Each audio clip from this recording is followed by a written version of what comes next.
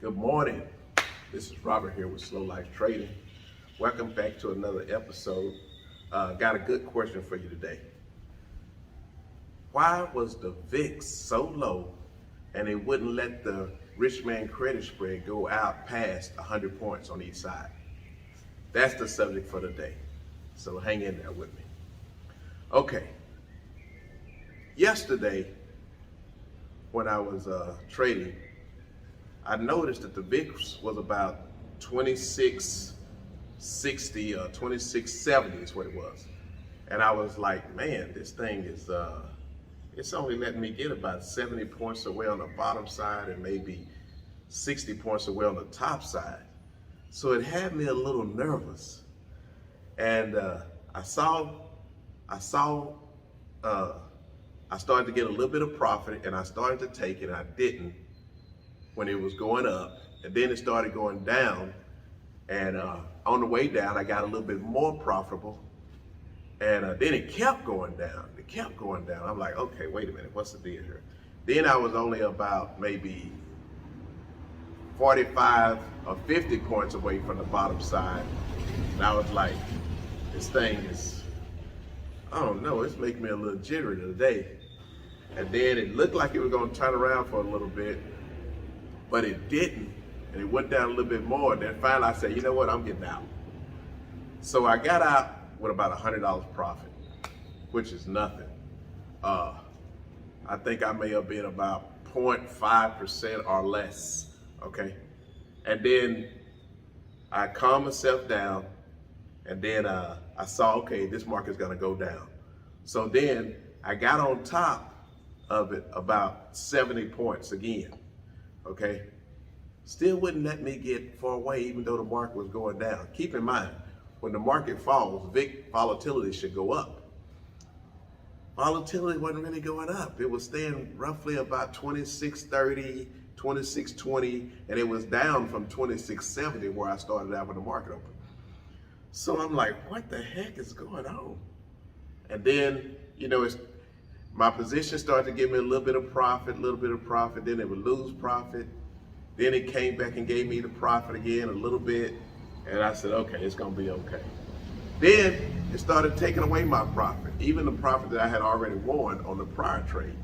So finally, it took away all that profit and got down to where I was only up about maybe $10. I decided to say, okay, Uncle, I'm out of here. I'm not losing today for you, Mr. Market.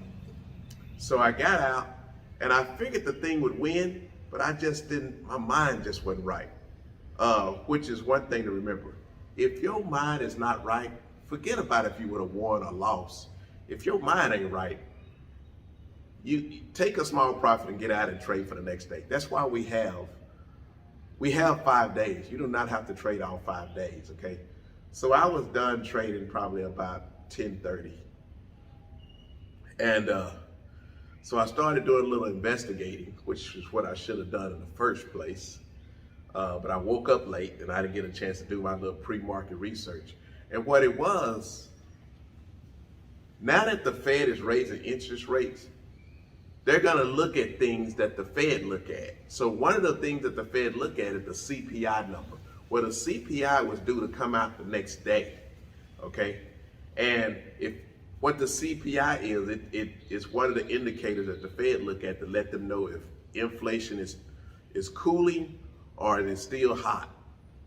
Well, until they knew that number, buyers were gonna be kind of staying within a tight range. If I would have known that and trusted the numbers of the volatility and the delta and what the rich man credit spread was giving me for a credit, I wouldn't have been as nervous as I was. And I would have had a bigger win day. Pretty much I just broke even yesterday without going red. But it made me feel a whole lot better once I'd done my research and figured out what it was. And I didn't jump back in because you can't get the prices you want once you wait till like 11, 12 o'clock.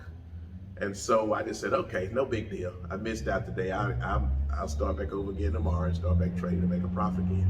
Well, that's why I like to wake up in the morning and do my pre-market, do my go to CNBC and read the 5 things that the market is looking for on that day, or just read the front headlines for that day, because it lets you know what's going on, what the market is anticipating, what they're waiting on.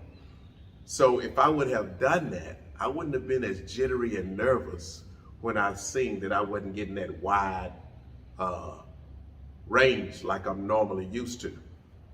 Anyway, hope this is helpful to you guys. If you like this video, hit the thumbs up button and subscribe. Until the next time, peace out and keep it slow.